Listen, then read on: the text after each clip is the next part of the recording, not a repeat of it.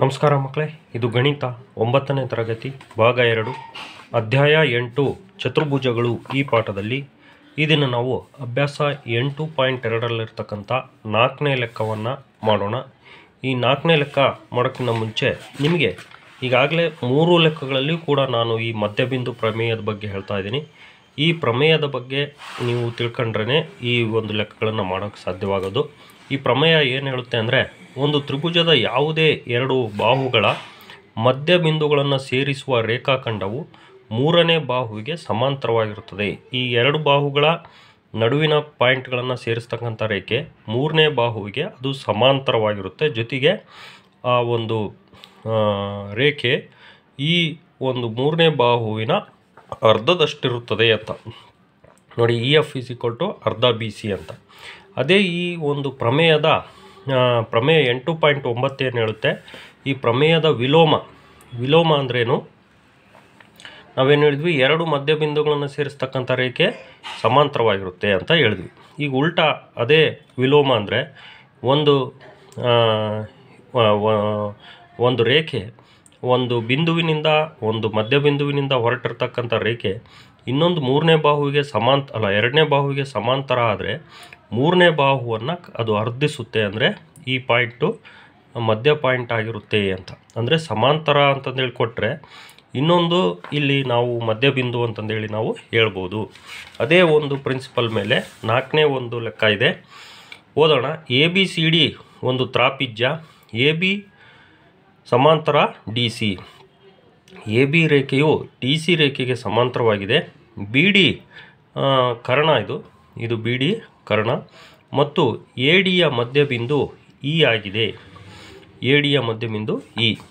ಈ ಮೂಲಕ ABಗೆ ಸಮಾಂತರವಾಗಿ ಒಂದು ರೇಖೆಯನ್ನು ಎಳೆಯಿರಿ. ಇದು ABಗೆ ಒಂದು ಸಮಾಂತರವಾಗಿ ಒಂದು ರೇಖೆ ಎಳೆದರೆ ಅದು BCಯನ್ನು F ಬಿಂದುವಿನಲ್ಲಿ ಛೇದಿಸುತ್ತದೆ. ಈ BC ಅನ್ನೋದು F ಬಿಂದುವಿನಲ್ಲಿ ಛೇದಿಸುತ್ತದೆ. BCಯ ಮಧ್ಯಬಿಂದು F ಎಂದು ತೋರಿಸಿರಿ. ಇದು BCಯ ಮಧ್ಯಬಿಂದು F ಅಂತಂದೇಳಿ ತೋರಿಸ್ಬೇಕು. ಭಾಳ ಸುಲಭ.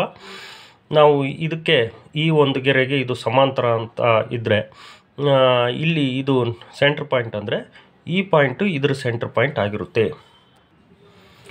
ಅದನ್ನೇ ನಾವು ಈಗ ಎಕ್ಸೈಜ್ನಲ್ಲಿ ಮಾಡೋಣ. ಸಾಧನೀಯ ಅಂದರೆ ನಾವು ಏನು ಸಾಧನೆ ಮಾಡಬೇಕು, F ಅಂತಕ್ಕಂಥ ಒಂದು ಪಾಯಿಂಟ್, ಈ ಪಾಯಿಂಟು BCಯ ಮಧ್ಯಬಿಂದು ಅಂತಂದೇಳಿ ನಾವು ಸಾಧಿಸ್ಬೇಕು. ಈ BC ಅಂತಕ್ಕಂಥ ರೇಖೆಯಲ್ಲಿ ಇದು ಮಧ್ಯಬಿಂದು ಅಂತಂದೇಳಿ ನಾವು ಸಾಧಿಸ್ಬೇಕು. ಈಗ ನಾವು EF ರೇಖೆಯು BDಯನ್ನು Gಯಲ್ಲಿ ಛೇದಿಸಿದೆ ಅಂತ ಬರ್ಕೊಂಡ್ವಿ. ಇಲ್ಲಿ ನಿಮ್ಮ ಪುಸ್ತಕದಲ್ಲಿ G ಅಂತ ಕೊಟ್ಟಿಲ್ಲ ಹೆಸರು, ನಾವು G ಅಂತ ಬರ್ಕೊಂಡ್ವಿ. ನೀವು ಯಾವ್ದು ಬೇಕಾದರೂ ಕೊಟ್ಕೋಬೋದು. ಈಗ EF ಸಮಾಂತರವಾಗಿದೆ ABಗೆ. ಇದು ದತ್ತ ಅಂದರೆ ಲೆಕ್ಕದಲ್ಲೇ ಕೊಟ್ಟಿದ್ದಾನೆ. EF ಅಂತಕ್ಕಂಥದ್ದು ABಗೆ ಸಮಾಂತರವಾಗಿದೆ. ನೆಕ್ಸ್ಟ್ ತ್ರಿಭುಜ ABDಯನ್ನು ತಗೊಳ್ಳೋಣ. ತ್ರಿಭುಜ ABD. ABDಯಲ್ಲಿ ಇಯು ADಯ ಮಧ್ಯಬಿಂದು. ಈ E ಅಂತಕ್ಕಂಥದ್ದು ADಯ ಮಧ್ಯಬಿಂದು. ಇಲ್ಲಿಂದ ಎಳೆದಿರ್ತಕ್ಕಂಥ ರೇಖೆ EG. ಈ EG ಅಂತಕ್ಕಂಥ ಮೊದಲೇ EF ABಗೆ ಸಮಾಂತರವಾಗಿದೆ ಅಂದಮೇಲೆ ಇಲ್ಲಿ ನೋಡ್ರಿ, ಇದು EF ABಗೆ ಸಮಾಂತರ ಅಂತ ಹೇಳಿದ್ಮೇಲೆ EG ಅದರಲ್ಲಿರ್ತಕ್ಕಂಥ ಭಾಗ ರೇಖಾಖಂಡ ABಗೆ ಸಮಾಂತರ. ಇಷ್ಟು ABಗೆ ಸಮಾಂತರ ಅಂದರೆ ಇಷ್ಟೇ ಈ ABಗೆ ಸಮಾಂತರವಾಗಿರುತ್ತದೆ. EG ABಗೆ ಸಮಾಂತರವಾಗಿದೆ.